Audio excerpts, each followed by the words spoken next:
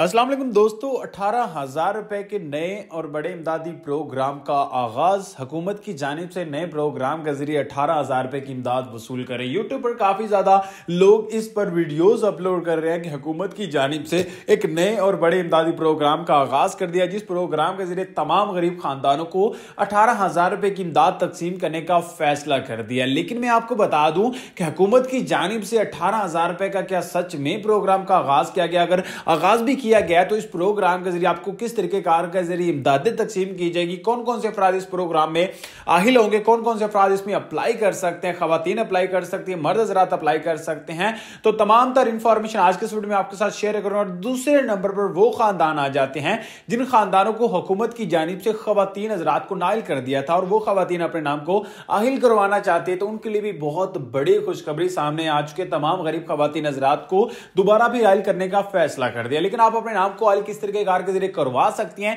उसके बारे में आपके साथ लेटेस्ट अपडेट शेयर करूंगा। और दूसरे नंबर पर अगर आप एक मर्द हैं और आप हुकूमत की जानिब से नए प्रोग्राम के जरिए इमदाद लेना चाहते हैं तो फिर भी आज के इस वीडियो को आपने मुकम्मल लाजमी तौर पर देख लेना है।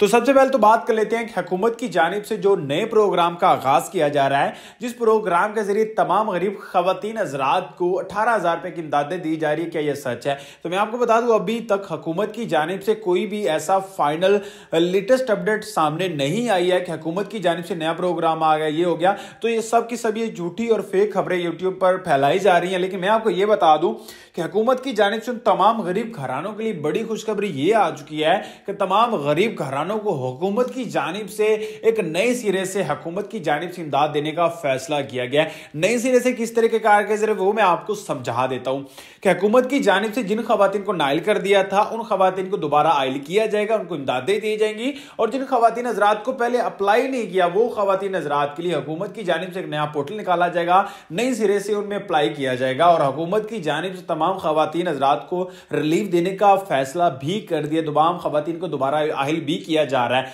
लेकिन जो हुकूमत की जानिब से नए प्रोग्राम के लिटिल अपडेट्स हैं, वो एक नया प्रोग्राम आ रहा है, उसका नाम है मजदूर का अहसास प्रोग्राम।